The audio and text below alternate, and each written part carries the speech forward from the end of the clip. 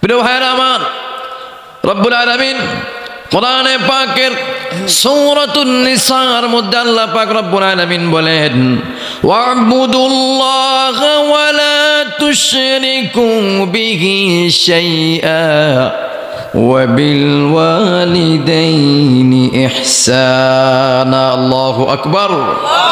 রব্বুল আলামিন বলে, বান্দা শোনো, ওয়া'বুদুল্লাহা ওয়া লা তুশরিকু বিহি শাইআ,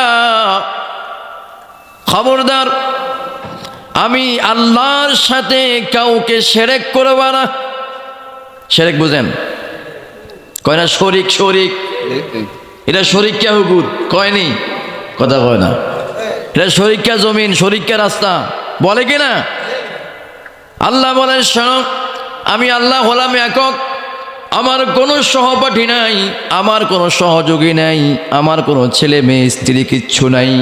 আমি আল্লাহ তাআলা এই সকল কাজ থেকে পবিত্র, এই সকল কাজ থেকে আমি পৃথক।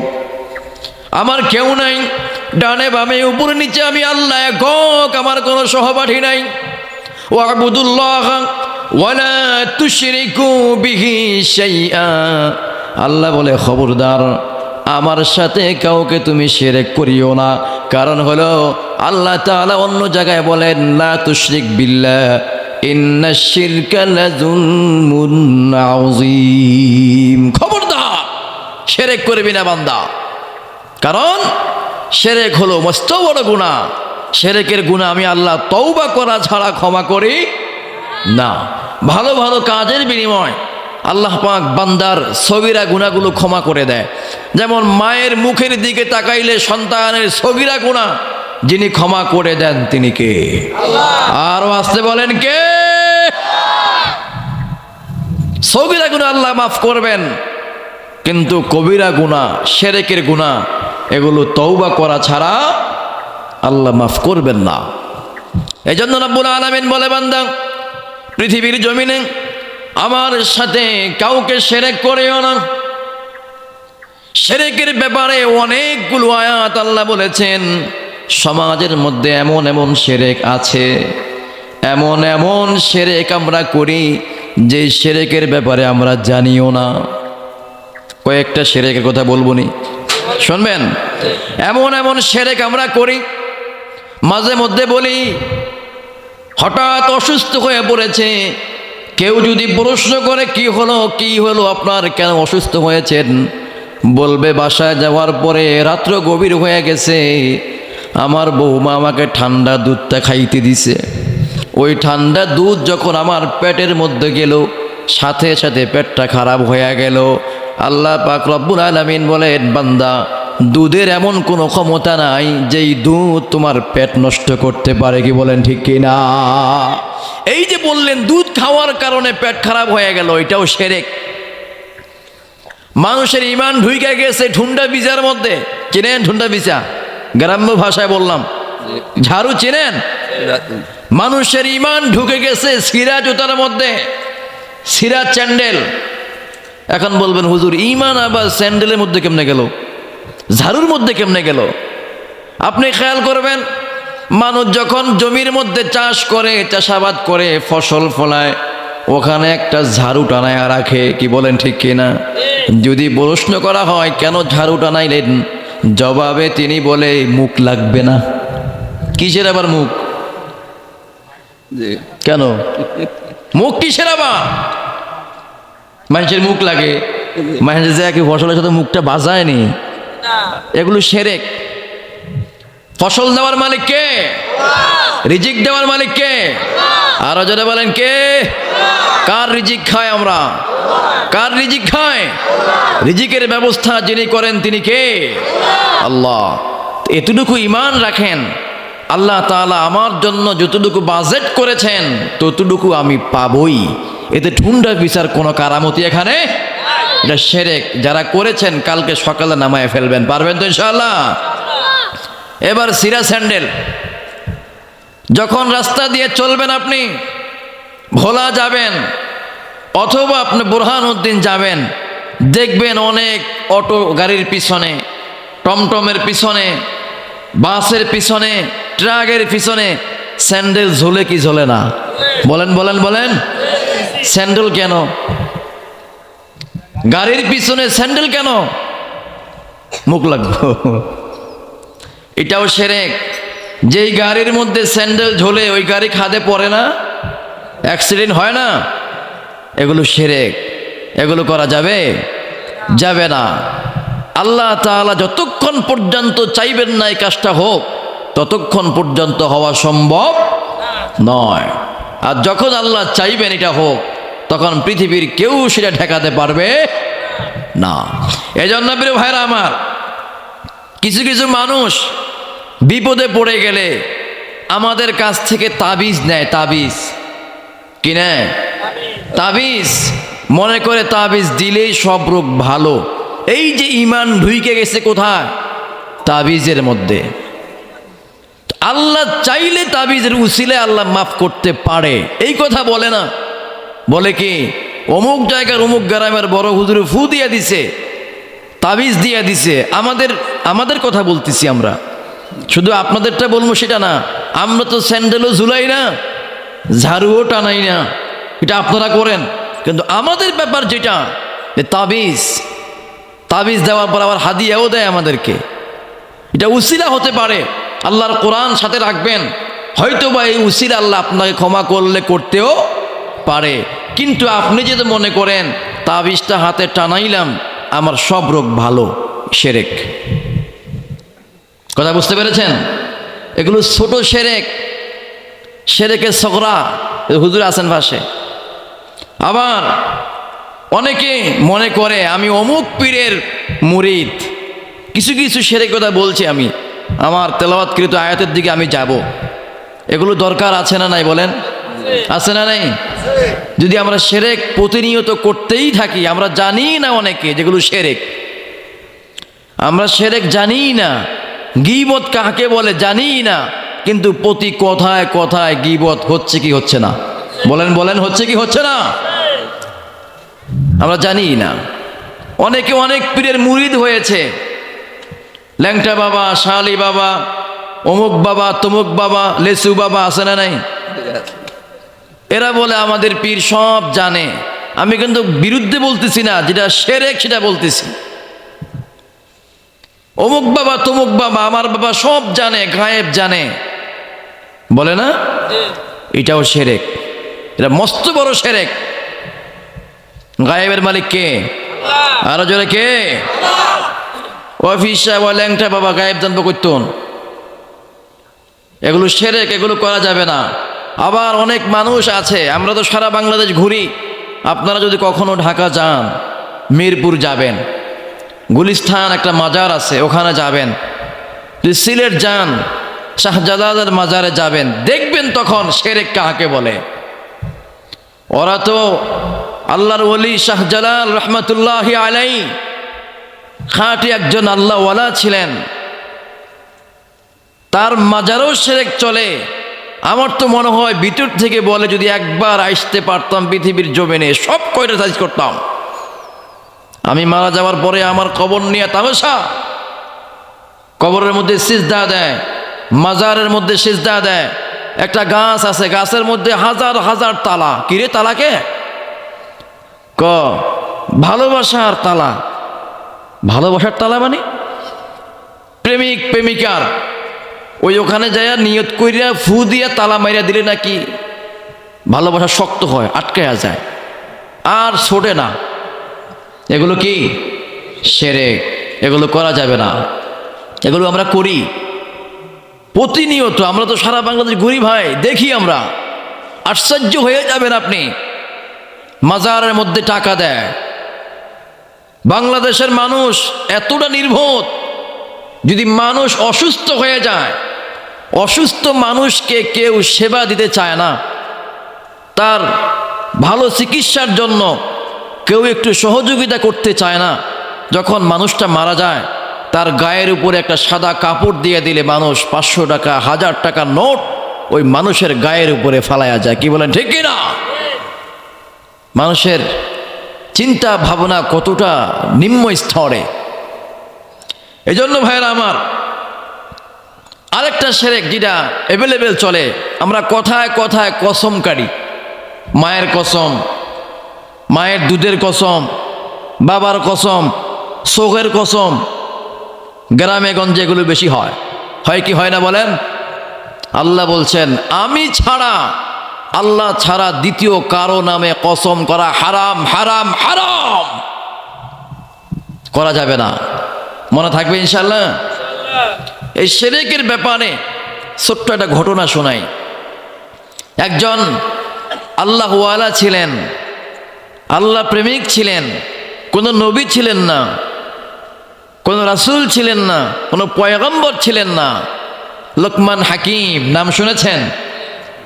তিনি তার সন্তানকে শিরকের ব্যাপারে এত সুন্দরভাবে উপদেশ দিয়েছেন, আল্লাহ তাআলার কাছে এত ভালো লেগেছেন, আল্লাহ এত ভালোবেসেছেন, কথাটাকে এত পছন্দ করেছেন, ওই কথাটাকে, ওই বয়ানটাকে, নসিহাটাকে কোরআনের মধ্যে আল্লাহ কোট করে দিয়েছেন। বলি আল্লাহু আকবার। লোকমান হাকিম তার সন্তানকে নসিহত করতেছে। সন্তানকে কাছে ডেকে সন্তানদেরকে বলে, ও সন্তানরা শোনো, وَإِذْ قَالَ لُقْمَانُ لِابْنِهِ وَهُوَ يَعِظُهُ يَا بُنَيَّ لَا تُشْرِكْ بِاللَّهِ إِنَّ الشِّرْكَ لَظُلْمٌ عَظِيمٌ। আল্লাহু আকবার। লোকমান হাকিম তার সন্তানদেরকে সামনে নিয়ে নসিহত করতেছেন। আল্লাহ তাআলা সেই কথাটাকে সুন্দরভাবে কোরআনের মধ্যে কোট করে দিয়েছেন। লোকমান হাকিম বলে, ওয়াইদ ক্বালা লুকমানু লিবনিহি ওয়া হুয়া ইয়াইযুহু ইয়া বুনাইয়া লা তুশরিক বিল্লাহ ইন্নাশ শিরকা লাযুলমুন আযীম। সন্তানদেরকে কাছে ডেকে বলেন, ও আমার বৎস, আমার প্রিয় সন্তানেরা শোনো, লা তুশরিক বিল্লাহ, আল্লাহর সাথে অন্য কোনো মানুষকে, অন্য কোনো জিনিসকে শিরক করা যাবে না। বাবা সন্তানকে নসিহত করতেছেন, কি সুন্দর নসিহত।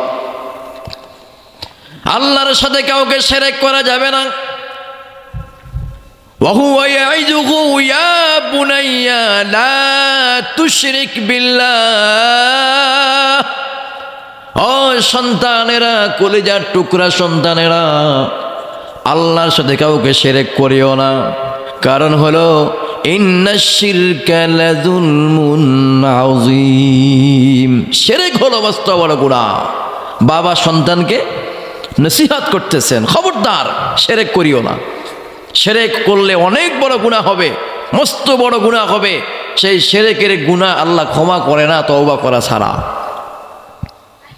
যখন এইভাবে নসিহত করতেছেন, দ্বীনের বাণী শোনাচ্ছেন সন্তানদেরকে, হঠাৎ করে লোকমান হাকিমের ছোট সন্তান দাঁড়িয়ে বলল, বাবা আমি একটা কথা বলতে চাই, যদি আপনি অনুমতি দেন।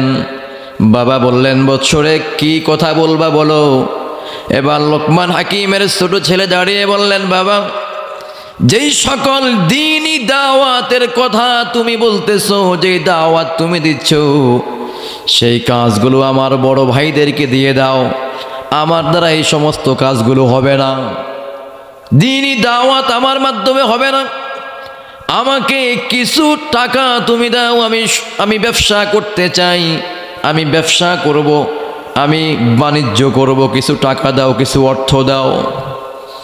এবার লোকমান হাকিম বললেন, বাবারে আমার, কোথা থেকে আমি তোমাকে টাকা দেব, কোথা থেকে পয়সা দেব? আমার কাছে তো কোনো পয়সা নাই, টাকা নাই। তবে হ্যাঁ, আমার একজন বন্ধু আছে, তার কাছে আমি 3000 দিরহাম পাই। যদি তার কাছ থেকে সেই টাকাগুলো তুমি আনতে পারো, তাহলে সেই টাকার মাধ্যমে তুমি ব্যবসা করতে পারবা, আমার কোনো সমস্যা নাই। সন্তান যখন বাবার মুখে এমন কথা শুনলেন, সন্তান আনন্দিত হয়ে গেল, খুশি হয়ে গেল। এবার সন্তান বলেন, বাবা আমাকে প্রস্তুত করে দাও, আমি তোমার সেই পাওনাদারের কাছ থেকে টাকা আনতে যাব। এবার বাবা বললেন, সন্তান শোনো, যদি তুমি সেই টাকা আনতে যাও, টাকা আনতে যাওয়ার পথে তোমার অনেকগুলো বিপদ হবে। যেই বিপদগুলো থেকে কেটে আসা অনেকটাই অসম্ভব। যদি তুমি আসতে পারো তো ভালো, না হয় আমার কেন যেন মনে হয় তুমি পথের মধ্যে ইন্তেকাল করবে। এবার সন্তান বলেন, বাবা আমার কিভাবে যেতে হবে, কোন পথ ধরে যেতে হবে, আমাকে পথটা আগে চিনায়া দাও, কিভাবে আমি যাব। যখন এই কথা বললেন, এবার বাবা সন্তানকে বলেন, ও সন্তান রে শোনো, এখান থেকে রওনা করে সামনে যখন যাবে, তোমার সামনে অনেক বড় একটা মরুভূমি পড়বে। সেই মরুভূমির মধ্যে তোমার একটা বড় বিপদ আসবে। তারপরে অনেক দূরে যাবে, সেখানে একটা জঙ্গল থাকবে, সেখানেও তোমার বিপদ হবে। আবার সামনে যাবে, সেখানে একটা গ্রাম পাবে, ওই গ্রামে তোমার বাবার অনেক সুনাম আছে, অনেক মানুষ তোমার বাবাকে চেনে, মোহাব্বত করে। ওই জায়গার মানুষগুলো যখন তোমার পরিচয় পেয়ে যাবে, মানুষগুলো তোমাকে অনেক তাজিম করবে, সম্মান করবে। 2 দিন থাকবে, 3 দিন থাকবে, 4th দিন তোমার উপরে বড় বিপদ আসবে।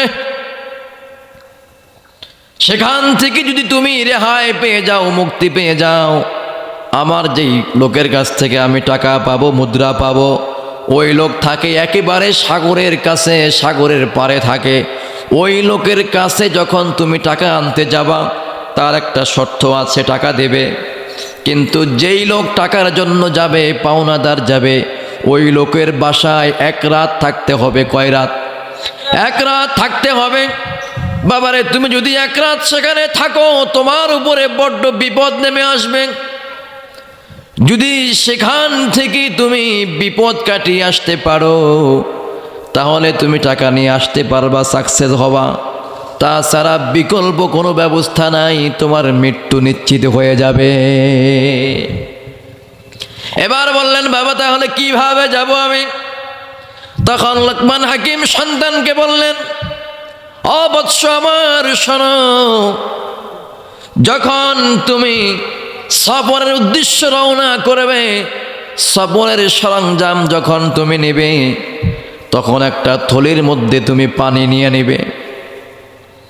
ওই পানিটা যখন তুমি পান করবে, যখন তোমার তৃষ্ণা লাগবে, মরুভূমির মধ্যে তোমার এমন একটা অবস্থা হয়ে যাবে, পানির পিপাসায় তোমার জিহ্বাটা বের হয়ে যাবে। পানির পিপাসায় তুমি ছটপট ছটপট করবে। যখন ওই থলিটা তুমি নিবে, পানি পান করার জন্য যখন তুমি চাবে, তখন তোমার থলির পানি তুমি খাইতে পারবা না, পান করতে পারবা না। কারণ হলো এত উত্তপ্ত গরম থাকবে মরুভূমির মধ্যে, ওই পানিটাও অনেক বেশি গরম হয়ে যাবে। গরম যখন লাগে, পিপাসা যখন লাগে, তখন যদি গরম পানি খায়, পিপাসা কি মিটে না বিরক্তিকর মনে হয়? হ্যাঁ, আরো খারাপ লাগবে। তখন বাবা বলেন, শোনো, এজন্য তোমার জন্য করণীয় হলো, যখন তুমি সফরের উদ্দেশ্যে বের হবে, সর্বপ্রথম 2 রাকাত সালাতুল হাজতের নামাজ পড়ে নেবে। আল্লাহ তাআলা সকল হাজত পুরা করে দিবে। সুবহানাল্লাহ। 2 রাকাত নামাজ পড়ে রওনা করবে। রওনা করার পরে পথের মধ্যে যদি গাছ দেখতো, বট গাছ, ওখানে বৈশা একটু বিশ্রাম নিত। লোকমান হাকিম বলে, শোনো বাবা, তোমার সামনে একটা বট গাছ দেখতে পাবে, ওই বট গাছের নিচে দাঁড়াবে না, ওখানে বসে তুমি বিশ্রাম নিতে পারবে না, নিষেধ আমার। ওসিহত করে দিলাম, যদি তুমি সেখানে বিশ্রাম নিতে যাও, তোমার বিপদ চলে আসবে। আবার বলে দিয়েছেন, যদি ওখানে কোনো বৃদ্ধ মানুষ দেখতে পাও, বয়োজ্যেষ্ঠ কোনো মানুষ দেখতে পাও, তাহলে তার সহযোগিতা নিবা, তার কথা শুনবা। সন্তান এবার পানি পান করলেন। পানি পান করার পরে সামনের দিক যাইতে লাগলেন। শরীর অনেক ক্লান্ত, কারণ হলো অনেক দূরের পথ সফর করে প্রচণ্ড পানির পিপাসা লাগার পরে ঠান্ডা পানি পান করেছেন। এবার চোখগুলো বন্ধ হয়ে আসে, মনে চায় একটু বিশ্রাম নেই। এত সুন্দর গাছের ছাওয়া, চতুর্দিকে মরুভূমি, তারপরেও মন চায় এখানে একটু ঘুমাই। কি বলেন, ঠিক কিনা? সেখানে একটু স্তব্ধ হয়ে গেলেন, দাঁড়িয়ে গেলেন। আবার হঠাৎ করে স্মরণ পড়ে গেল আমার বাবা লোকমান হাকিম বলেছেন, যদি গাছের নিচে আমি বিশ্রাম নিতে যাই তাহলে আমার জীবনহানি হতে পারে, আমি ইন্তেকাল করতে পারি, আমার উপরে বিপদ নেমে আসতে পারে, এখানে নামা যাবে না। সামনের দিক হাঁটা শুরু করলেন, সামনের পথ চলা শুরু করলেন। হঠাৎ করে পিছন থেকে এক মুরব্বী বাবা ডাক দিলেন, যুবক কোথায় যাও, এদিকে আসো, আমার কথা শোনো, আমার কথাটা শুনে যাও। এবার যুবক পিছন ফিরলেন, ফেরার পরে দেখলেন একজন মুরব্বী বয়োজ্যেষ্ঠ মানুষ ওই গাছের নিচে বসা আছেন। তার কাছে গেলেন, যাওয়ার পরে বললেন, বাবা এখানে বসো, বিশ্রাম নাও, তোমাকে অনেক ক্লান্ত দেখা যাচ্ছে, অনেক দূর থেকে তুমি সফর করে আসছো মনে হয়, অনেক ক্লান্ত দেখা যায় তোমাকে, এখানে বসো, বিশ্রাম নাও। তখন বললেন, ও চাচা এখানে বসা যাবে না, বিশ্রাম নেওয়া যাবে না, কারণ হলো আমার বাবার নাম হল লোকমান হাকিম। হাকিম লোকমান বলেছেন, যদি এই গাছের নিচে আমি, ছায়ার নিচে যদি আমি বিশ্রাম নিতে যাই, ঘুমাইতে যাই, একটু বসতে যাই, তাহলে আমার বিপদ চলে আসতে পারে, আমি এখানে থাকতে পারবো না। ওই মুরব্বী চাচা তখন বললেন, ও যুবক, তোমার বাবা এই গাছের নিচে বসার জন্য নিষেধ করেছেন, তার সাথে সাথে এই কথা কি তোমার বাবা বলে নাই, যদি কোনো মুরব্বী মানুষ কোনো কথা বলে তার কথা মতো চলতে হবে, বলছে কিনা? এবার যুবক ডাক দিয়া বলেন, ও চাচা, আমার বাবা বলেছেন যদি কোনো মুরব্বী মানুষ দেখতে পাও তাহলে ওই মুরব্বী যেইভাবে তোমাকে চলতে বলবেন মুরব্বীর পরামর্শ নিয়ে চলবে, যদি মুরব্বীর পরামর্শ নিয়ে চলতে পারো তাহলে তোমার রাস্তা আল্লাহ আরো সহজ করে দিবেন, বলি সুবহানাল্লাহ। এবার যখন এই কথা বললেন, লোকমান হাকিমের সন্তান ওই মুরব্বীর পাশে বসলেন, ক্লান্ত শরীর, হঠাৎ ঘুম চলে আসলেন, ক্লান্ত শরীরে গাছের সাথে হেলান দিয়ে ঘুমিয়ে পড়লেন। হঠাৎ করে বটগাছ থেকে বিষাক্ত সাপ এসে লোকমান হাকিমের সন্তানের মাথার মধ্যে সবল মেরে দিলেন, বিষ ঢুকায় দিলেন। যখন ওই মুরব্বী চাচা দেখতে পারলেন, হায় রে, বড় সর্বনাশ হয়ে গেছে। লোকমান হাকিমের সন্তান তো এখানে বসতে চায় নাই, জোরপূর্বক আমি তাকে এখানে বসাইলাম, তার সকল নিরাপত্তার দায়িত্ব আমি নিলাম। এখন যে সাপ তাকে কেটেছে, সাপ দংশন করেছে, সাপ তার মাথার মধ্যে বিষ দিয়ে দিছে, এবার তো তার মৃত্যু নিশ্চিত, কি বলেন ঠিক কিনা? যখন এই জিনিস দেখতে পারলেন মুরব্বী চাচা খপ করে সাপটাকে ধরে ফেললেন। ধরার পরে সাপকে বললেন, রে সাপ, কার মাথার মধ্যে তুমি বিষ দিয়েছ তুমি কি জানো? ইনি হলেন লোকমান হাকিমের সন্তান। তোমাকে বলবো, যেখানে তুমি বিষ দিয়েছো, সবল দিয়েছো, সেখান থেকে তুমি বিষটা তুলে নাও। যখন বলবেন, বলার পরে সাপ তার বিষটা সেখান থেকে তুলে নেবেন। তুলে নেওয়ার পরে ওই মুরব্বী চাচা সাপটাকে দ্বিখণ্ডিত করে নেবেন, দুইটা খণ্ড করে ফেলবেন, সাপটাকে সেখানে হত্যা করে ফেলবেন। হত্যা করার পরে হঠাৎ করে লোকমান হাকিমের সন্তানের ঘুম ভেঙে যাবে। ঘুম ভাঙার পরে দেখবেন একটা কাটা সাপ তার পাশে এইভাবে ছটপট ছটপট করতেছে। ভয়ে আতঙ্কিত হয়ে যাবেন, ডাক দিয়ে বলবেন, চাচা এই সাপ কোত্থেকে আসলো? এই সাপ তো বড় ভয়ঙ্কর সাপ, বড় বিষাক্ত সাপ, আমার তো বড্ড ভয় হয়। চাচা ডাক দিয়ে বলবেন, রে যুবক, ভয় পাওয়ার কোনো কারণ নাই, বিপদ কেটে গিয়েছে, বিপদ আর হবে না। এবার তুমি যেতে পারো, কোথায় তুমি যাবা, কোন জায়গায় তোমার গন্তব্য? যুবক সব কিছু খুলে বললেন, কোথায় যাবেন, কোন জায়গা যাবেন, কি জন্য যাবেন, সব ঘটনা ওই মুরব্বী চাচাকে খুলে বললেন। এবার মুরব্বী বললেন, রে যুবক, এবার আমার দায়িত্ব শেষ, তোমার বিশ্রাম করা হয়ে গিয়েছে, এবার তুমি যেতে পারো। লোকমান হাকিমের সন্তান ডাক দিয়ে বলবেন, চাচা যদি আপনি আপত্তি না করেন, একটা কথা বলতে চাই, একটা আবদার রাখতে চাই। মুরব্বী বলবেন যে যুবক কি বলবা তুমি বলতে পারো, বলার জন্য অনুমতি দেওয়া হলো। এবার যুবক ডাক দিয়া বললেন, চাচা আমি চাই আমার এই যাত্রা পথে আমার সফর সঙ্গী হিসাবে আপনি আমার সাথে যাবেন, যদি আপত্তি না থাকে আমার সাথে চলেন, তাহলে আমার জন্য একটু সহজ হবে, একটু সাহস পাবো আমি। কি বলেন ঠিক কিনা? একা একা রাস্তা দিয়ে হাঁটবেন আর লগে একজন থাকবে, কোনটা ভালো, একা না দুইজন? সময় যদি নাও কাটে দুইজনে কত রকমের গল্প কওয়া যায় বানায়া চুরাইয়া। কি বলেন? যায় না? একা একা কতক্ষণ কইবেন আপনি?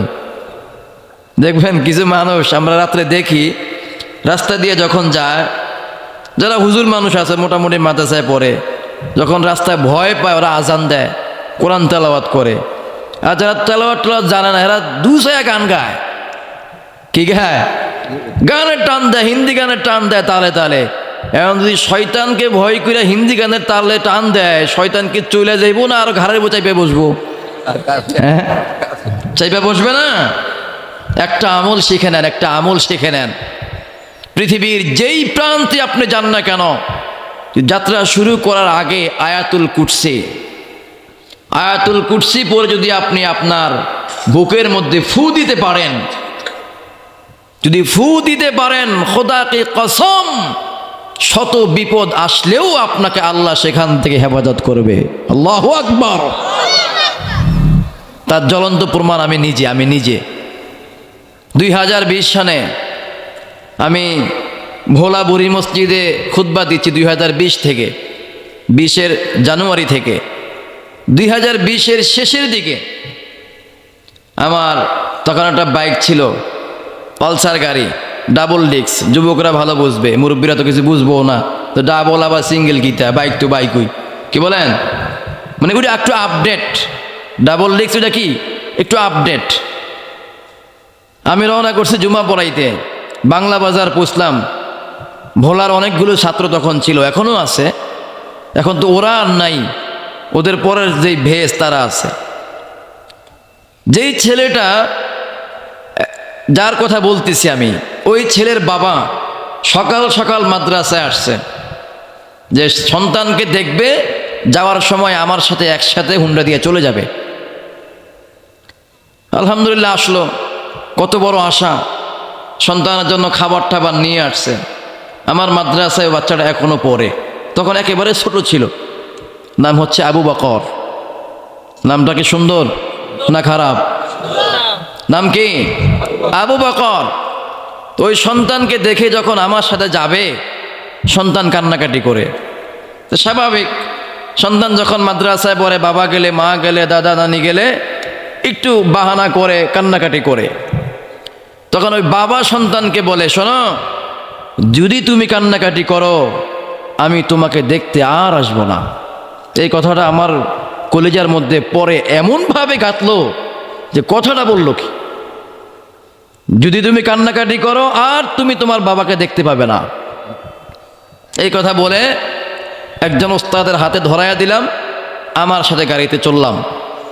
সামনে আমি, মাঝখানে আরেকটা ছাত্র ভোলার, পিছনে ওই গার্ডিয়ান।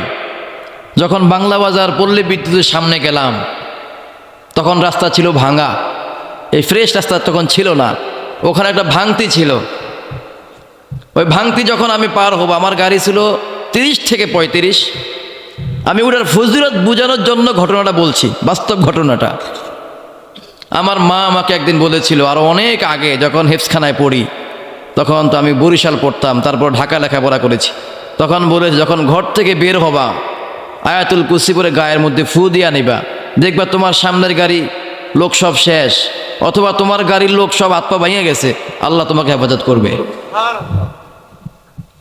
এত পাওয়ার আয়াতুল কুরসির, এত ফজিলত। আয়াতুল কুরসি পরে আমি গায়ে ফু দিয়া নিলাম। আমার ছাত্রদেরকে আমি প্রায় সময় বলি, যখন কোথাও রওনা করবে আয়াতুল কুরসি বলে গায়ে ফু দিয়া নিবে। যিনি হেফাজত করবেন তিনি কে? আরো জোরে বলেন, আল্লাহ। ওখানে যাওয়ার পরে সামনের দিক থেকে একটা ট্রাক আসতেছে, সার ভর্তি ট্রাক। আর আমাকে আমার কই যান, কই যায়, সাই বসাই দেন, মোটে নাই মানুষ, যাই গো। 1 নাম্বার নি আল্লাহ যেন 1 নম্বর সাইডে আবার 1 মিনিটের মধ্যে আসার তৌফিক দান করে, বলে আমিন। আমাকে ওভারটেক করতেছে একটা পিকআপ গাড়ি, সামনের দিক থেকে ট্রাক আসতেছে। অনেকে আবার বলিয়েন না, ও বৈশাখ বৈশাখ গল্প করতেছে। গল্প না, বাস্তব ঘটনা শোনাচ্ছি আল্লাহর কোরআনের তাজিম বোঝানোর জন্য, আয়াতুল কুরসির ফজিলত বোঝানোর জন্য। যখন ট্রাক সামনাসামনি চলে আসলো, আমি হচ্ছি রাস্তার বাম পাশে মানে পশ্চিম পাশে, আর আমার পূর্ব পাশ দিয়া ডান পাশ দিয়া পিকআপ আমাকে ওভারটেক করতেছে। কারণ পিকআপ দেখতেছে আমি পিকআপের পিছনে, এখনো পিকআপ আমাকে পুরোপুরি ওভারটেক করে নাই, তার আগেই সামনের দিক থেকে ট্রাক চলে আসছে। পিকআপ হঠাৎ করে বামে কাইট দিয়ে দিছে। কোথায়? বামে। এবার আমি কই? আমি তো পাশে, আমার কাইট দিয়ে দিছে, আমি কই আসি? আল্লাহ তাআলা যদি বাঁচায়, পিকআপের পিছনের অংশটা আমার গাড়ির হেডলাইটটা ভেঙে লয়ে গেছে। অল্পের জন্য, মনে হয় 1 ইঞ্চির জন্য আমার হাতে লাগে নেই। গাড়িটাকে বাড়ি দিল, সামনের দিক থেকে ট্রাকটা এত স্পিডে আসছে, ওই ট্রাক মালিক অনেক চেষ্টা করছে বাঁচানোর জন্য, তিনিও কাইট দিছে, এমন কাইট দিছে ট্রাকটা রাস্তার বাহিরে উল্টে পড়ছে। তাহলে বুঝেন কি চেষ্টাটা করছে।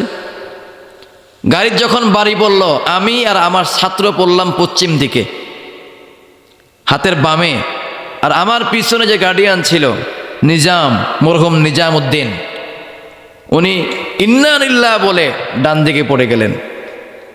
আমি হঠাৎ করে উঠে গেলাম, দেখলাম আমার ছাত্র সুস্থ। আমি মনে করছি আমার ওই ভাইও মনে সুস্থ আছে। ডান দিকে তাকায় দেখি পুরা মাথাটাই নাই। বাঁচানো মালিক কে? জোরে বলেন কে? আমরা 2 জন মানুষ, আমাদের আল্লাহর কোরআন যদি সামনে থাকতো শপথ করে বলতে পারতাম, যা ক্ষতি হয়েছে গাড়ির, আর পিছনে মানুষটা একেবারেই নাই, মাথাটাই নাই, মাথার উপর দিয়ে গাড়ির চাকা গেছে। অন্য কিছু জায়গা যাইতো তাহলে ওটা বাঁচত। তো যিনি বাঁচাইলেন তিনি কে? এজন্য আয়াতুল কুরসির আমল কি ধরবেন না ছাড়বেন? আরো জোরে ধরবেন না ছাড়বেন? আল্লাহ তাআলা সবাইকে বুঝার আমল করার তৌফিক দান করে, বলি আমিন। কোন জায়গায় ছিলাম জানি? লোকমান হাকিমের মুরব্বির কাছে। মাশাআল্লাহ, শ্রোতা ভালো আছে, স্মরণ রাখতেছে। ওই মুরব্বি চাচা বললেন, ঠিক আছে, যদি তুমি চাও তাহলে আমিও তোমার সঙ্গী হতে চাই। এই মুরব্বিকে যিনি পাঠাইলেন তিনি কে? আরো জোরে বলেন কে? আল্লাহ। লোকমান হাকিমের সন্তান যখন দেখলেন বড় বিপদ থেকে আল্লাহ বাঁচাইয়া দিল, বাবা যে বলছেন যখনই বিপদের সম্মুখীন হবে তখন 2 রাকাত সালাতুল হাজতের নামাজ আদায় করে নিবে। বাবার কথা স্মরণ পড়ে গেল। লোকমান হাকিমের সন্তান ওযু করলেন, পবিত্র হলেন, 2 রাকাত সালাতুল হাজতের নামাজ আদায় করলেন। আদায় করার পরে মুরব্বিকে সাথে নিয়ে সামনের দিকে রওনা করলেন। রওনা করার পরে অনেক দূর যাওয়ার পরে যেই গ্রামের কথা বললেন বাবা, যেই গ্রামের কথা বাবা বললেন, লোকমান হাকিম বললেন, ওই গ্রামে যাওয়ার পরে যখন তুমি লোকমান হাকিমের সন্তান হিসেবে পরিচয় দিবে, ওই গ্রামের মানুষগুলো তোমাকে অনেক ভালোবাসবে, অনেক মোহাব্বত করবে, অনেক তাজিম করবে, অনেক শ্রদ্ধা করবে।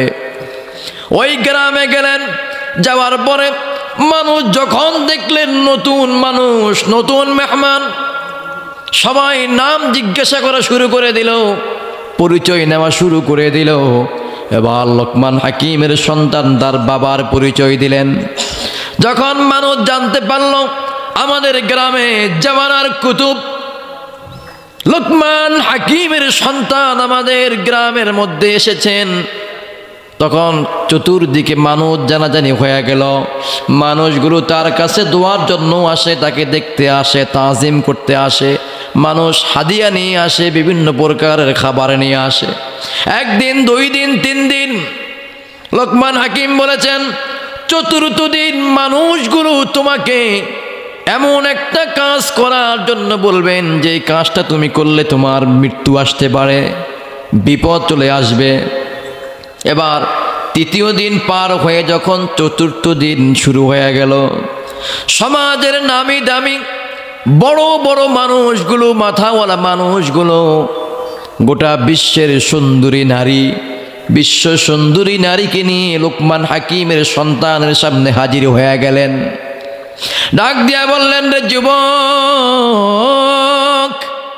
এই যে নারীকে দেখতে পাচ্ছ, এই নারী সাধারণ কোন নারী নয়, এই নারী হলো বর্তমান বিশ্বের মধ্যে সেরা সুন্দরী। আমরা সমাজের নামি দামি মানুষগুলো চাই এই বিশ্ব সুন্দরীর বিবাহ যেন লোকমান হাকিমের সন্তানের সাথেই হয়। লোকমান হাকিম সন্তানকে বলেছেন, খবরদার বিবাহ করা যাবে না। কি বলছে? বিবাহ করা যাবে না।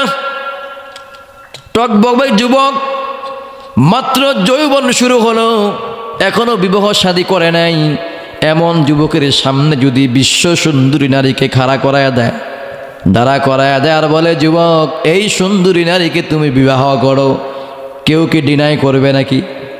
কেউ ফেরত দিবে নাকি? যখন লোকমান হাকিমের সন্তানের সামনে বিশ্ব সুন্দরীকে দাঁড়া করা হলো, আর বলা হলো, এই সন্তান, বিশ্ব সুন্দরীকে তুমি বিবাহ করো, আমরা চাই তুমি এই নারীকে বিবাহ করে তুমি নিয়ে যাবা। লোকমান হাকিমের সন্তানের চোখ ওই নারীর দিকে যখন বললেন, তিনি মনে মনে বলেন, এত সুন্দর মানুষ পৃথিবীর জমিনে হয় নাকি? এত সুন্দর, এত রূপসী, টানা টানা চোখ, কত সুন্দর মানুষ আল্লাহ বানিয়েছেন। লোকমান হাকিমের সন্তানের মন চায় এখন এই বিবাহ করে নেই, যদি আমি বিবাহ না করি তাহলে তো অন্য কোনো যুবক তাকে বিবাহ করবে। যখন মন চাইল, হঠাৎ করে মনে পড়ে গেল, লোকমান হাকিম আমার বাবা বলেছেন, বিশ্ব সুন্দরীকে তোমার সামনে আনবে, খবরদার খবরদার বাবা, তুমি বিবাহ করতে পারবা না, যদি বিবাহ করো তোমার মৃত্যু হবে, যদি বিবাহ করো তোমার বিপদ আসবে।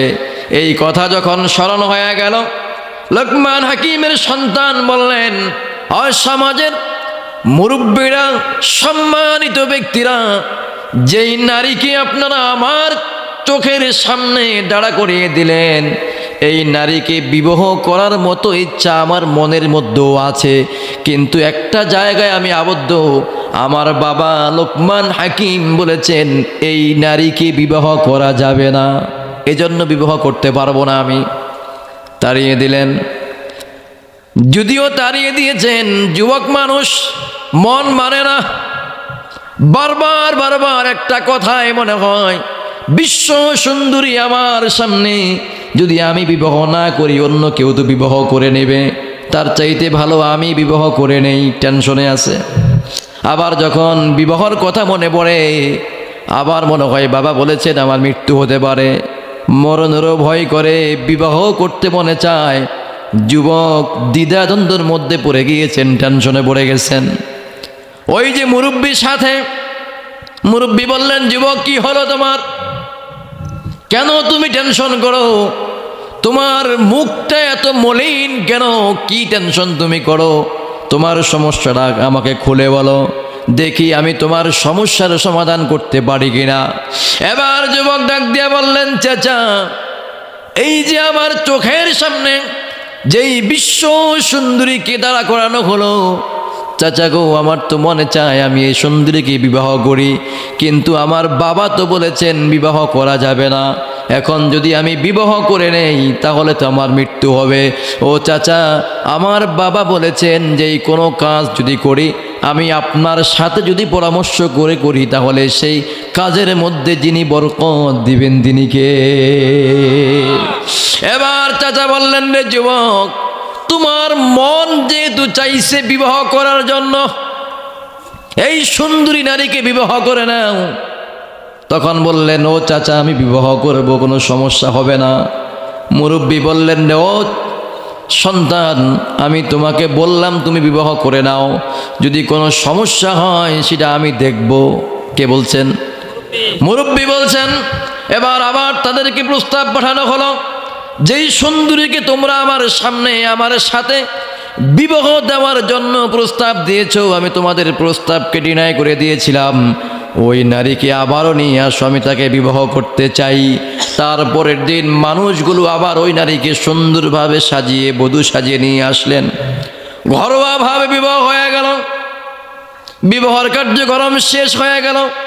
সামনে ফুল সজ্জার রাত সামনে, যখন বিবাহ কার্যক্রম কমপ্লিট হয়ে গেল, স্বয়ং সম্পূর্ণ হয়ে গেল, এবার লোকমান হাকিমের সন্তান যখন রাস্তা দিয়ে হাঁটে, আশেপাশের যুবকরা শুধু বলে, হায় রে যুবক, কাকে তুমি বিবাহ করলা?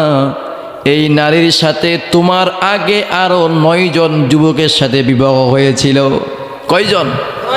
তোমার আগে আরো 9 জনের সাথে বিবাহ হয়েছিল, তুমি 10 নম্বরে আছো। কিন্তু দুঃখজনক বিষয় হলো, এই নারীর সাথে যখন বিবাহ হয়, ফুল সজ্জার রাতে জীবিত জামাই প্রবেশ করে, পরের দিন সকালে মৃত লাশ হয়ে ফুল সজ্জা থেকে বের হয়। কেউ জীবিত আসতে পারে না, জীবিত ঢোকে, লাশ হয়ে বের হয়ে আসে। সবাই বলা বলি শুরু করে দিল, লোকমান হাকিমের সন্তানের আজকে মৃত্যু হবে। এতে কোনো কি নাই, সন্দেহ নাই। 9 জন মরে গেছে, একজন কি থাকবো? এই কথা যখন বলে, এখন যদি কেউ বলে, আইসা সবাই যদি বলে আজকে রাত্রে এই লোকটা মারা যাইব, ওই লোকটা কি বাচ্চা থাকবো না এমনি মরে যাবো? গা, ও তো মরার আগেই মরে যাবো, শেষ। সবাই বলে আমি নাকি মরে যাব, নিশ্চিত গ্যারান্টি দিয়ে বলছে, 100-র মধ্যে 1000% গ্যারান্টি। কি বলেন? মরবে তো মরবে, হেয়ার পরও 900% মরবো। বুঝতে পারছেন? এবার যুবকের মনের মধ্যে ভয় ঢুকে গেল, যুবক আতঙ্কিত হয়ে গেলেন, এক দৌড় দিয়ে চলে গেলেন ওই মুরব্বী চাচার কাছে। গিয়ে বললেন, চাচা গো, মানুষ কি বলা বলি করে, চতুর্দিকে মানুষগুলো বলে আমি নাকি আজকে রাত্রে মারা যাব, আমি নাকি আর বেঁচে থাকতে পারবো না। কি বলে মানুষ, কি করব আমি? আমার বাবা তো নিষেধ করেছিলেন বিবাহ করার জন্য, যদি আমি মারা যাই, চাচা আপনার কাছে আমার ওসিয়ত হলো, আপনি লোকমান হাকিমের কানের মধ্যে পৌঁছায়া দিবেন তার সন্তান অমুক গ্রামে মারা গেছে। রাত্র ঘনিয়ে আসলো, ঘনিয়ে আসার পরে সন্তান, লোকমান হাকিমের সন্তান ঘরের মধ্যে প্রবেশ করবে, কিন্তু যাইতে চায় না। ভয় আছে না নাই? ঢুকমু জীবিত, আসমু কি হইয়া? কথা কয় না? ঢুকবে জীবিত, আসবে লাশ হইয়া। এবার চাচা বললেন, ও সন্তান, কোনো ভয় পাওয়ার কারণ নাই, উজু করো, তুমি 2 রাকাত সালাতুল হাজতের নামাজ আদায় করো, তারপরে তুমি বাসর ঘরের মধ্যে প্রবেশ করো। কিন্তু সন্তান রে, একটা কথা স্মরণ রাখবা, তুমি যখন বাসর ঘরের মধ্যে যাবা, তোমার সাথে মিলামেশা করার জন্য তোমার স্ত্রী অনেক ব্যস্ত হয়ে যাবে, অনেক পিড়াপিড়ি করবে, জোরাজুরি করবে, খবরদার মিলামেশা করা যাবে না। কে বলছেন? চাচা। এ কি সহ্য হয়? কথা কয় না। যুবক মানুষ, বিশ্ব সুন্দরী পাইছে, চাচা কইতে আছে মিলিত হওয়া যাবে না, খবরদার মিলিত হওয়া যাবে না। এখন এইটারও আকর্ষণ আছে, মৃত্যুরও ভয় আছে। তো মৃত্যু তো আগে, বাচ্চা থাকলে বিয়ে করণ যাইবে অনেকটি, মরিয়া গেলে শেষ। এবার লোকমান হাকিমের সন্তান বললেন, চাচা তারপরে আমি কি করব? চাচা বললেন, ও সন্তান শোনো, যখন তোমাকে পিড়াপিড়ি করবে মিলামিশা করার জন্য, তখন তুমি অজুহাত দিবে তাকে যে আমি একটু ইস্তেঞ্জায় যাব। কোথায় যাব? এই যারা উঠতে যায় 1 নাম্বার 2 নাম্বারের নাম দিয়া, ওইভাবে চাচাও বলছেন, ও বৎস শোনো, তুমি তোমার স্ত্রীকে বলবা আমি তোমার সাথে মিলামিশা করব, তার আগে একটা লোটা দাও আমাকে, লোটা বদনা দাও, আমি ইস্তেঞ্জা করব। ইস্তেঞ্জা সেরে আসি। স্ত্রী বলবে, ইস্তেঞ্জায় পড়ে যাও, রাত্র অনেক ছোট, অনেক রাত হয়ে গেছে, আসো আমরা একটু মিলিত হই। স্ত্রীরও বরদাস্ত হয় না। লোকমান হাকিমের সন্তান তার সামনে, আবার লোকমান হাকিমের সন্তানও মনে করে বিশ্ব সুন্দরী আমার সামনে, ওইদিকে 1 পাও যায়, পিছনে 2 পাও চলে আসে। মৃত্যুর ভয় আছে না নাই? আরো জোরে বলা আছে না নাই? এবার চাচা যেইভাবে বললেন সেইভাবে কাজ হয়ে গেল। চাচা বললেন, শোনো, যখন তোমাকে জোরাজুরি করবে, পিড়াপিড়ি করবে, তুমি লোটা নিয়ে বের হয়ে যাবে। যখন তোমার হাতে তোমার স্ত্রী লোটাটা দিবে, লোটা পাইতে দেরি হবে, 1 দৌড়ে আমার কাছে আসতে যেন দেরি না হয়। চলে আসবা, কইছে কে? চাচা। মৃত্যুর ভয় আসেনি? আপনাদের আসেনি মৃত্যুর ভয়? আছে। এবার যখন স্ত্রী লোটা দিলেন স্বামীর হাতে, লোটা দিয়ে বললেন, প্রাণের স্বামী আমার, আজকে আমার ফুল সজ্জার রাত, আমি চাইব তুমি তাড়াতাড়ি ফিরে আসবা। এবার স্বামী বলে, স্ত্রীর আগে বাচ্চা লই তারপরে আমো। কি বলেন? যদি জীবিত থাকতে পারি, বেঁচে থাকি, বহুত আসতে পারবো, ফুল সজ্জার রাত বহুত হবে আমার, আগে বাচ্চা লই। মনে মনে এই কথা বলে আর লোটা নিয়ে দৌড় দিয়া চাচার সামনে হাজির। চাচা বললেন, যুবকরা শোনো, এই লোটা এখানে রেখে দাও, আর যাও তুমি ইস্তেঞ্জা করে আসো, উজু করে 2 রাকাত সালাতুল হাজতের নামাজ পড়ো। যখন লোকমান হাকিমের সন্তানকে পাঠিয়ে দিলেন, এবার চাচা ওই যে সাপ, বিষাক্ত সাপকে 2 খণ্ড করেছেন, মনে আসেনি? 1 খণ্ড সাপ তো ওখানে ছিল, আরেক খণ্ড সাপ কোথায়? ওই আরেক খণ্ড সাপ ওই মুরব্বী চাচা লোকমান হাকিমের সন্তানের ভ্যাগের মধ্যে আগে ঢুকাইয়া দিছেন। ওই সাপটাকে বের করলেন ভ্যাগের মধ্যে থেকে, সাপটাকে বের করে লুটার মধ্যে দিয়ে দিলেন, ঢাকনা দিয়ে দিলেন। এবার বললেন, ও সন্তানদের শোনো, তুমি এই লোটা নিয়ে ঘরের মধ্যে প্রবেশ করবে। ঘরের মধ্যে যখন তুমি প্রবেশ করবে, তোমার স্ত্রী অনেক আনন্দিত হয়ে যাবে। তোমার স্ত্রী মনে মনে ভাববে, আমার স্বামী তো ইস্তেঞ্জা ছেড়ে চলে আসছে, এবার মিলামিশা করব, একসাথে একটু ঘুমাবো, একটু আনন্দ করব। এবার চাচা বললেন, খবরদার, এবারও তুমি একসাথে হতে পারবা না, এখনো কাজ বাকি। যখন তোমাকে পিড়াপিড়ি করবে, জোরাজুরি করবে, তখন তুমি তোমার স্ত্রীকে স্পষ্ট ভাষায় বলে দিবে, স্ত্রী আমার, যতক্ষণ পর্যন্ত এই লোটার মধ্যে তুমি প্রস্রাব না করবে, ততক্ষণ পর্যন্ত আমি তোমার কাছে আসতে পারবো না। এটার মধ্যে আগে প্রস্রাব করো তুমি। কিসের মধ্যে? লোটার মধ্যে। এটা তোমার উপরে শর্ত আমার। স্ত্রী তো আশ্চর্য হয়ে গেছে, কি লোটার মধ্যে মানুষ প্রস্রাব করে নাকি? এটা দিয়ে তো মানে পানি খরচ করবে, কি বলেন? প্রয়োজন শেষ হওয়ার পরে পানি দিয়ে পরিষ্কার করবে, এটার মধ্যে প্রস্রাব করব কেন? স্বামী বললেন, কোনো প্রশ্ন নয়, আমি যেটা বলেছি সেটাই করতে হবে তোমাকে, যদি আজকে আমাকে কাছে পেতে চাও। স্ত্রীর মন তুতলা হয়ে লোকমান হাকিমের সন্তান সামনে, তার কাছে যাওয়ার জন্য, মিলিত হওয়ার জন্য স্বামীর যেই কথা, যেই আদেশ, সেটা মেনে নিলেন। ওই মুরব্বী চাচা বলছেন, যখন তোমার স্ত্রী প্রস্রাব করবে, সাথে সাথে লোটার ঢাকনাটা আবার উপরে লাগিয়ে দিবে, লোটা নিয়ে এক দৌড়ে চলে আসবা, থাকা যাবে না সেখানে। বেচারা মনে মনে কয়, এতবার ঢুকমু, সামু আর বাইরে যামু, এটা কি সম্ভব? যেইভাবে বললেন সেইভাবে কাজ। প্রস্রাব করার পরে লোটা নিয়ে বের হয়ে আসলেন। বলে, চাচা, আমি এখনো মরি নাই, বাচ্চা আছি, এবার কি করণ লাগবে কন, যাইতে পারি আমি? তখন মুরব্বী বললেন, বেটা দাঁড়া, লোটার মধ্যে কি আছে আগে দেখ। তখন দেখলেন লোটার মধ্যে বিষাক্ত বিষাক্ত 3টা সাপ। কয়টা? 3টা। একটা তো উনি দিয়েছেন, আর 2টা আসলো কোত্থেকে? এবার লোকমান হাকিমের সন্তানকে সুন্দরভাবে বুঝাচ্ছেন, শোনো, তোমার আগে যে 9 জন স্বামী ইন্তেকাল করেছে, সাপগুলো তার দেহের মধ্যে এগুলো মিশে গিয়েছে। যে কোনো মানুষ তার সাথে মিলামেশা করতে চায়, এই সাপগুলো ধ্বংসন করে, বিষ প্রয়োগ করে, ওই বিষে মানুষগুলো ইন্তেকাল করে। বিষ চলে আসছে, আর কোনো ভয় নাই, এবার ভিতরে যাও। লোকমান হাকিমের সন্তান বলে, চাচা দরকার নাই, বাচ্চা লই, 2টা বাইরে হয়েছে, না জানি কয়টা এখনো পেটের মধ্যে রয়ে গেছে, দরকার না, আমি আর যাব না। এবার মুরব্বী বললেন, না আর নাই, নির্ভয়ে তুমি যেতে পারো। নির্ভয়ে প্রবেশ করলেন। করার পরে স্ত্রীর কাছে গেলেন, সারা রাত একসাথে ছিলেন, তাদের সুন্দর সম্পর্ক হলো। হওয়ার পরে সকালবেলায় সবাই তো জানে লোকমান হাকিমের সন্তান লাশ হয়ে বের হবে। গোসল দেওয়ার জন্য মানুষ হাজির হয়ে গেছে, লাশ নেওয়ার জন্য খাটিয়া হাজির। সবাই জানে মৃত্যু তো হবেই, কিন্তু বাঁচায় রাখছেন কে? জোরে বলেন কে? এবার যত দরজা নক করে মানুষ সকালবেলায়, দরজা খোলে না কেন? কি ব্যাপার, দরজা খোলে না কেন?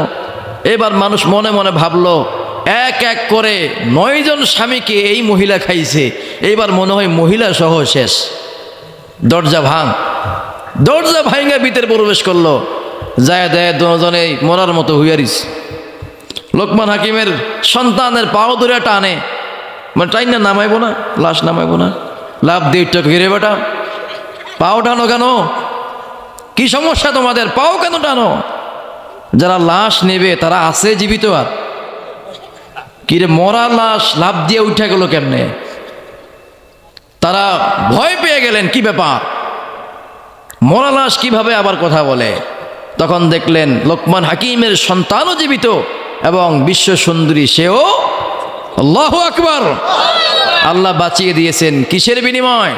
সালাতুল হাজতের এই 2 রাকাত নামাজের বিনিময়। সুবহানাল্লাহ। এবং বাবার ওসিয়ত মানার কারণে। কি বলেন ঠিক না? বাবার কথা না মানতেন, নামাজ না পড়তেন, এতদূর আসতে পারতেন? পারতেন না। বিবাহর কাজ শেষ হয়ে গেল। বিবাহ করার উদ্দেশ্য ছিল না, উদ্দেশ্য ছিল কি? টাকা। টাকা সামনে আসেনি, আনো আছে। এবার গন্তব্য হচ্ছে সাগরের পাড়ে, 3000 দিরহাম সেখান থেকে আনতে হবে স্বর্ণ মুদ্রা। এবার রওনা করলেন, মুরব্বির সাথে একসাথ হয়ে আবার রওনা করলেন। চলতে চলতে সাগরের পাড়ে গেলেন। সেখানে যাওয়ার পরে দেখলেন একেবারে সাগরের মধ্যে, সাগরের কিনারায় পানির মধ্যে একটা বিল্ডিং, 2 তলা বিল্ডিং। কয়তলা? 2 তলা বিল্ডিং। এই বিল্ডিং এর মধ্যে প্রবেশ করলেন, টাকা চাইলেন, পরিচয় দিলেন। ওই লোক বললেন, বাবা তুমি লোকমান হাকিমের সন্তান, তোমাকে টাকা দেব আমি, কোনো সমস্যা নাই, কিন্তু আমার কাছ থেকে টাকা নিতে হলে একটা শর্ত আছে, সেই শর্ত যদি পালন করতে পারো তাহলে আমি তোমাকে টাকা দিয়ে দেব, টাকা রাখবো না। যুবক বললেন, কি শর্ত আপনার? এবার পাওনাদার বললেন, শর্ত হলো আমার বাড়িতে 1 রাত্র মেহমান হতে হবে। নেক্সট শুরুতে ধোকা, নেক্সট শুরুতে এই ধোকা বাংলার জমিনে আছে না নাই? অমুক কর্ম, তমুক কর্ম, এইটা কর্ম, সেটা কর্ম। চকিদার বাড়ির রাস্তাটাই করতে পারে না এখন পর্যন্ত, করবেটা কি? কি বলেন, কি ঠিক না? এই রাস্তা দিয়ে মানুষ আনে মেয়া? চকিদার বাড়ি এই রাস্তাটাই করতে পারে না এখনো, করবেটা কি?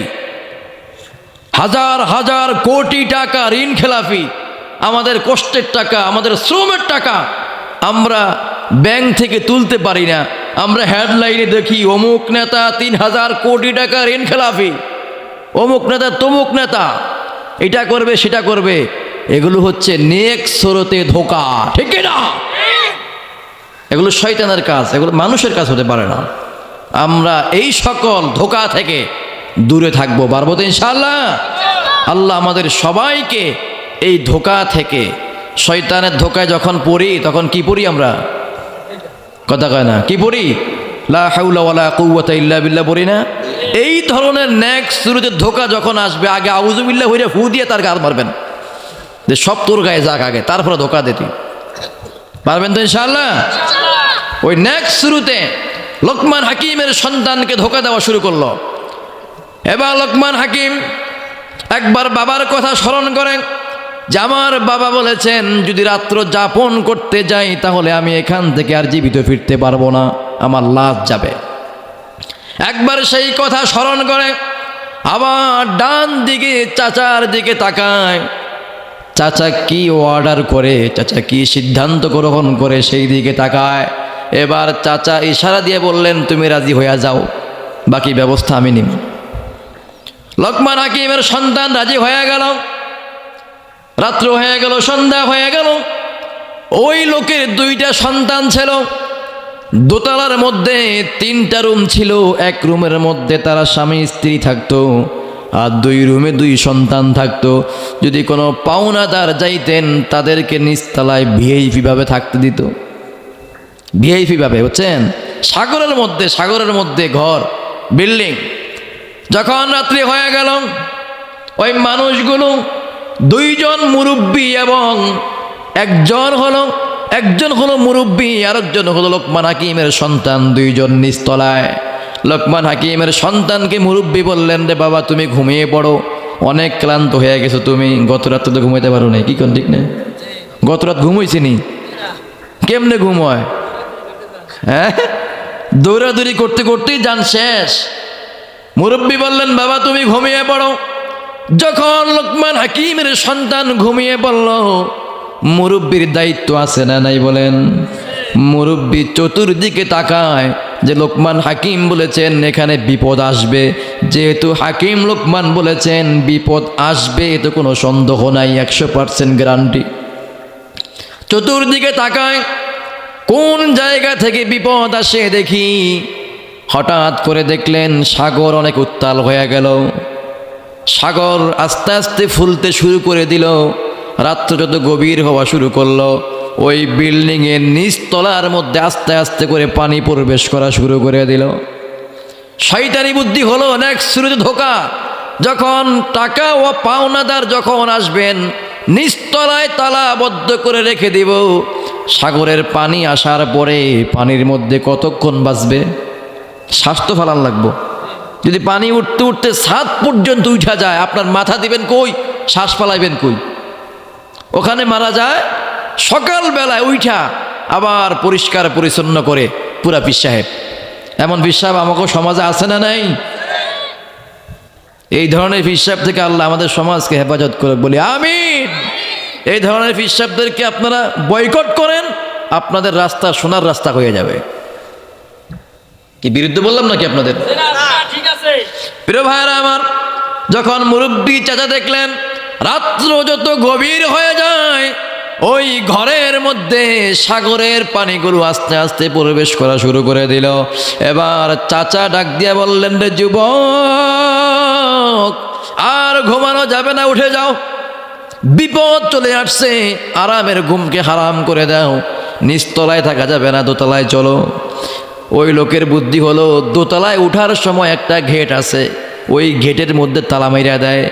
আল্লাহর কি লীলা খেলা, আজকে তালা মারতে মনে নাই, তালা মারতে মনে নাই। এই দুইজন চলে গেলেন উপরে দোতলায়। যাওয়ার পরে ওই পাওনাদারের সন্তানেরা যেই রুমের মধ্যে ঘুমায়, ওই রুমের মধ্যে নক করলেন যে বাবা দরজা খোলো। দরজা খুলে দিলেন, দেওয়ার পরে পরিচয় দিলেন, আমি লোকমান হাকিমের সন্তান, আমি তোমার বাবার কাছে জরুরি প্রয়োজনে আসছি। আমি তোমার বাবা তো এখন ঘুমায়, আমি চাচ্ছি না তোমার বাবার ঘুমটাকে নষ্ট করব। একটু কি বিশ্রাম নেওয়ার জন্য জায়গা দেওয়া যাবে? যদি একটু জায়গা দাও তাহলে তোমাদের রুমটার মধ্যে আমরা একটু বিশ্রাম নিতাম। ওই যে বাবার গোপনে গোপনে শয়তানি, এই নেক্সট শুরুতে ধোকা তার সন্তানরা জানতো না, তার সন্তানরা আদৌ জানতো না। নিচতলায় পানি উঠে ভরে যায় আর মানুষগুলো মারা যায়। সকালে বাবার সন্তানরা ঘুম থেকে উঠার আগে সব সাফ কইরা ফালায়। ওই সন্তানেরা তো ভালো মনের মানুষ, বুঝতে পারে নাই মুসাফির আসছেন, মুসাফিরের কদর করেছেন, মেহমানদারি করিয়েছেন। আর সন্তানরা বললেন আপনারা এখানে থাকেন, আপনারা সম্মানিত মানুষ, লোকমান হাকিমের সন্তান আসছে, লোকমান হাকিমের সন্তান নিচে থাকবে আর আমরা উপরে আরামে ঘুমাবো, এটা হতে পারে না, আপনারা এখানে ঘুমান। তাদেরকে যখন এখানে দিয়ে দুই সন্তান নিচে গেলেন, তারা তো জানে না পানি আসবে না কি আসবে, মাত্র পানি আস্তে আস্তে আসা শুরু করছে। যখন তারা নিচে নামলেন, চাচা বললেন, ও সন্তান তুমি ঘুমায়া পড়ো, টেনশন আর নাই, টেনশন কাইটা গেছে, তুমি ঘুমাও, বাকি সব দায়িত্ব আমার। যখন লোকমান হাকিমের সন্তান ঘুমিয়ে পড়ল, ওই চাচা আস্তে করে রুম থেকে বের হয়ে সন্তানরা যে নিচে নামছেন, যে উপরের গেট তালাবদ্ধ করে দেওয়া হয়, ওই গেটটাকে তালা মেরে দিয়েছেন, যাতে নেক্সট শুরুতের শয়তান যেন বুঝতে না পারে। যখন সকাল হয়ে গেল, ওই লোক প্রথমে এসে সন্তানদের দরজার মধ্যে তালা মেরে দিয়েছেন। যদি পরিষ্কার করার সময় সন্তান উঠে দেখে ফেলে, তাহলে বাবার সব কুকর্ম ধরা পড়ে যাবে, ঠিক কিনা? আরো যদি বলেন ঠিক কিনা? তাদের রুমের মধ্যে তালা মেরে দিয়েছেন। রুমের মধ্যে কি সন্তান আছে না লোকমান হাকিমের ছেলে আছে? এবার নিচতলার গেট খুললেন। গেট খোলার পরে মনের মধ্যে বড্ড আনন্দ, লোকমান হাকিমের সন্তানকে আজকে শেষ করে দিলাম, আর টাকার জন্য কাউকে পাঠাইতে পারবে না। এই নেমো খারাম ওখানে যাওয়ার পরে দেখেন লোকমান হাকিমের সন্তান নয়, স্বয়ং আমার রক্তের 2 সন্তান এখানে লাশ হয়ে পড়ে আছে। আপনি অন্যকে ঠকাইতে চাইবেন, আপনাকে যিনি ঠকাইয়ে দিবেন তিনি কে? এবার এক দৌড় দিয়ে চলে গেলেন সন্তানের ঘরে। কি ব্যাপার, আমি তালা মেরে দিলাম, সব ঠিক মতো আছে, তাহলে আমার সন্তান এখানে কেমনে আসলো? দেখি আবার কোনো ভেলকিবাজি কিনা, আমার সন্তান ঠিক আছে কিনা দেখি। দৌড় দিয়ে গেলেন, যায় দেখে মুরব্বি আর কে? মুরব্বি আর কে? লোকমান হাকিমের সন্তান সুন্দরভাবে ঘুমাচ্ছে। আল্লাহু আকবার বলেন। এবার মুরব্বি বলে, শয়তান, তোর শয়তানি খেলা শেষ, এবার টাকাও দিবি, সন্তানও হারাইলি। সেখান থেকে টাকা নিল, টাকা নিয়ে আবার রওনা করলেন।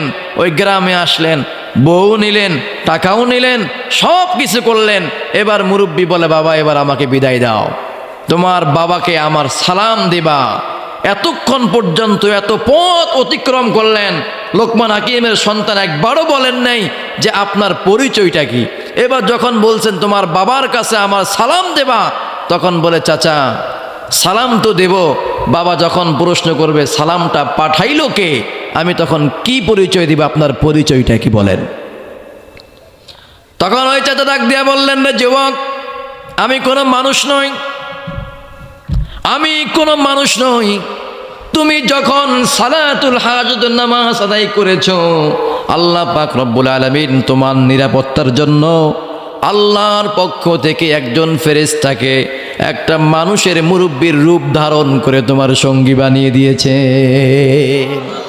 সুবহানাল্লাহ বলেন না? তাহলে তাওয়াক্কুল করতে হবে কার উপরে? আল্লাহর উপরে। আল্লাহ বাঁচাইতে পারে কি পারে না বলেন? এবার আপনাদের শিরকের